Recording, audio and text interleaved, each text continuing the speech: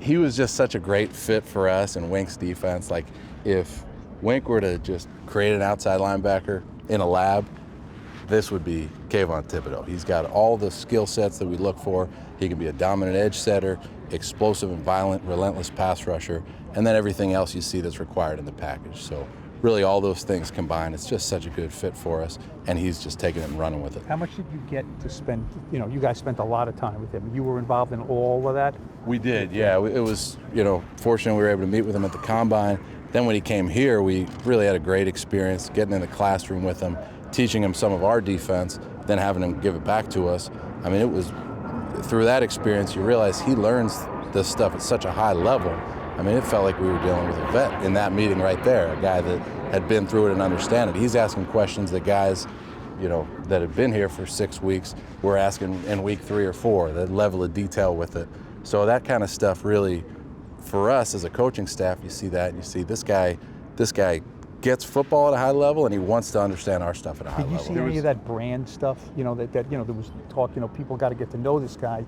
He might want to be more of a superstar brand than a hard-edge player. Did you see that in the beginning? Did you see any of that? The brand I saw was a hard-working, humble, dominant football player. That was the brand that we all recognized here at the Giants that would fit us. And with that, he's got a great personality, a magnetic personality, like a lot of our guys. Jihad Ward's the same way. We got a lot of big personalities in our outside linebacker room, and we want that. We want you to bring your whole self into that meeting room, and it's fun watching all those guys blend together and see what they're all working for a common goal with different type of personalities, and look where it takes you. You mentioned before he's perfect for Wink's defense, Wink's scheme. What's it going to look like? What is that you're talking about there? I don't want to give too much away. I know there's a lot of excitement for that Tennessee game, but the thing that we want to do on defense is we want to be unpredictable. So we need guys that have a lot of different skill sets that we can line up really anywhere and take advantage of mismatches, take advantage of 1 week to the next being unpredictable. And this isn't a guy you got to put in a box. This is a guy that, can play anywhere across the front and isolate those one-on-one matchups, whether it be pass rush, run defense, coverage. Find out where those matchups are, and that's what Wink does at a really high level. And then those matchups, we feel like he's the guy that can win those in whatever area it is, if it's coverage, pass rush, or edge setting. Thinking, and what are you seeing? Aziz has been here a year. You inherit him. What do you see from him? I'm really excited working with him. He's just such an A-plus personality. He works so hard in the classroom, in the weight room, and then out here you see him flying around to the football. And the thing with him, loved him when we got here, right, in February, watching him on tape, you recognize this is a guy that had an exciting big year in year 1, right? But then he comes in and he looks like the Incredible Hulk coming in, and you recognize that this is a guy that put in work from the time that great season ended till he came back here, and he's working hard every day. It's a really great player to work with because just the little things in his pass rush, like his footwork, his hand placement, his get off, these are things that he's really buying into right now, the little details of it that can take his game to the next level. And, what does that add for him now? I mean, is it just a matter of, he needed to add strength? I mean, it didn't seem like when you watched him, like that was sort of like his weakness. Yeah, honestly, I think, anytime you add lean muscle mass like that, it just makes you a bigger, stronger, better football player. Like, it wasn't like, hey, you have to weigh this much to play this position. Like, we tell those guys at the beginning of every year, we tell them at training camp, your best weight is where you feel your best. So it's not, hey, this is the cutoff for this room, this is the cutoff for this one. We want guys playing at their best rate, moving around the best. And right now he's moving around really well. I mean, he put on the right type of weight, which, if I looked like that, I don't know that I ever wear a shirt, right? If I put myself together that way when I gain 10 pounds, right? What's Jihad Ward's role? Like, it seems like he's a guy that can fill a few different roles. Yeah, we're excited about Jihad Ward. He's the Broad Street bully for us. From Philadelphia, he's the guy you put out there. We were with him in Baltimore. He's going to beat up whoever's on him on that edge, right? He's going to knock it back. He's going to be able to understand that he's a game wrecker out there on run to him, run away from him. Then he can kick inside on third down and be a versatile inside rusher. So that versatility, and then just the spirit that he brings. You saw him around there today, flying around, got the punch out on the forced fumble. He's just player that plays at such a high energy level, he sets that pace for the rest of the room and the rest of the defense, and just a great personality. Here you got labeled best secondary coach in the league by your defensive coordinator. Working with Wink has been awesome. High energy, right? Like aggressive mindset with the defense. The guys like it. They're taking to it, and you could see the guys really like following his direction. What was January like for you, Jerome? Like, the old staff gets let go. Most assistants don't stay. You knew Dave's. Like, did you know if he was hired, you might stay, and if somebody else wasn't, you might not? Like, I didn't know. Was just waiting to see what happened. Like everybody else on pins and needles, just kind of seeing how it played out. I'm very honored that he did retain me to be back here as a Giant. Excited again about the direction and where we're headed, and again honored to work for him and for Coach Martindale. You have quite the collection of defensive backs. Can you talk about some of these guys, what you see, what you like, what they bring to the table? Yeah, like it's a young group, and we're growing and learning the system. I'm learning just like they are, and I've asked them to stay patient with me. I'm gonna stay patient with them. We're gonna learn this together and grow in this defense together. The thing I like is they're competing really hard. And again, like you can see the direction of the defense. It's going to be aggressive. It's going to get after people, and we're going to play hard. And I think the guys are enjoying that aspect of it. With as much as Wink likes to blitz, obviously that usually means a lot of one-on-one man-to-man coverage right in the back end. How much of a challenge is that for your guys? I'm excited. The other side of that is, the ball's got to come out quicker now. So hopefully we don't have to cover quite as long, and if we can be disruptive early, hopefully we can help the defense play at a very high level.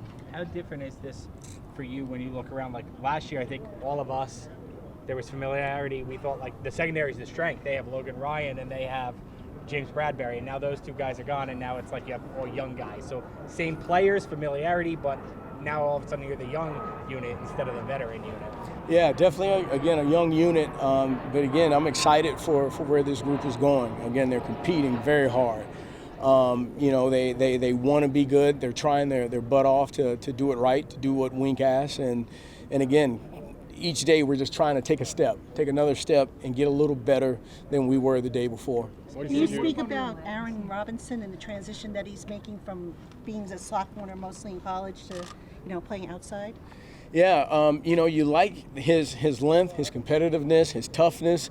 I think putting him outside will simplify his world and let him play fast. And I'm excited to, again, see what he does out there.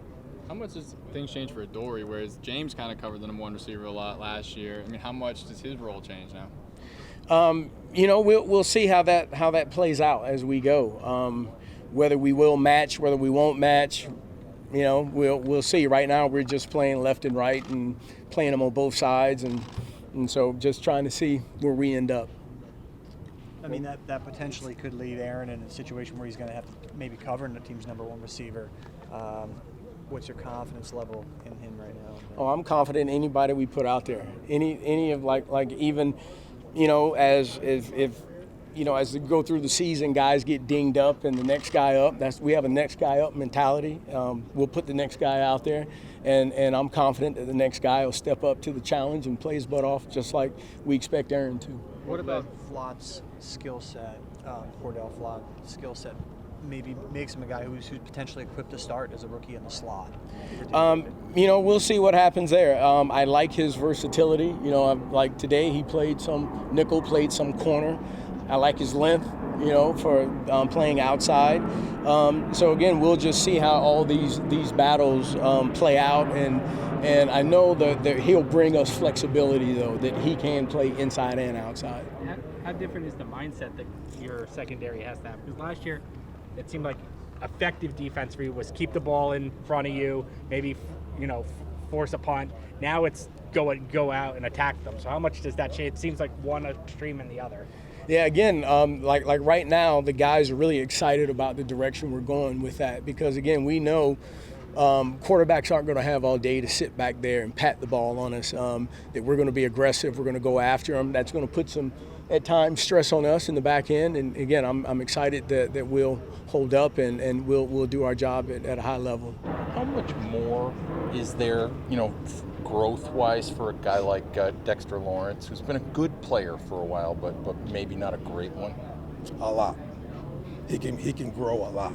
He can elevate his game. There's no question about that. And you're starting to see that happen out here now. And so, for me, my standpoint is, way back in the day when I went to Minnesota the first time, John Randall was already John Randall. Chris Doman was already Chris Doman. But they listened to me and helped me take their game to an even other level. So in this game, you never get to the point to where you say, this is where I'm tapped out, unless you have told yourself, this is where I tapped out. You can still reach for more. And I think, to me, that's been the most impressive thing with Jelly and Leo and Dexter. Coach, do you find, at this level, scheme being a little bit too focused on as opposed to the individual skills that you're building, and which is partly why you've had so much success in multiple spots, but mainly coming from Minnesota, coming here, I feel like a lot of people just tend to lose the sight of the individual part of the game. There's no question. That's what I believe. Okay, the scheme to me can only take you so far. Right? This game still comes down to what it was when it was first developed. Right? It comes down to who can block who can get off a block. You see what I'm saying? That's what it comes down to. So you got to be a great technician first before you can be a great football player, right? So, the scheme's important, where we line up and all that. But you've got to master your technique of the position you play in order to be a great player, especially up front on the defensive line. It all starts with technique. Hey, coming from the college game to the pro game, how much of that cushion do you feel like you have to really get these guys caught up? Are guys coming out now more ready to go, or they still have a long way to go? A lot less nowadays. Because the college game has changed, It's all zone read, hurry up, run 90 plays. So, with the D lineman, it's more in college, get lined up. Know the call, get lined up, more than it is about executing your fundamentals, right? So when you get rookies that come in here, it's like you're teaching them football all over again. I give you a perfect example. Okay, for about the last 7 years, when the rookies come in, none of those guys don't even know what a huddle is. They weren't in the huddle in high school. They weren't in a huddle in college. So when you talk about getting in the huddle, they have no idea what a huddle is. Okay, now back in the day, you didn't even have to worry about a huddle because they were all in it. See, so you start right from the beginning, and you have to gradually keep working their way up. When you say I'm not a cookie cutter coach, can you kind of explain what you mean by that? What I mean, okay, if you go to a store and you buy a box of cookies, they're all perfectly shaped, right? All perfectly round. And what I mean by that is you don't teach everybody to play the same way, okay? Because my skill set is different than another guy. Okay, so if I'm making them all play the same way, there may be 3 guys in the room that technique fits, okay? The rest of the guys in the room, it doesn't fit them. So the impression is that they're not good enough to play here, right?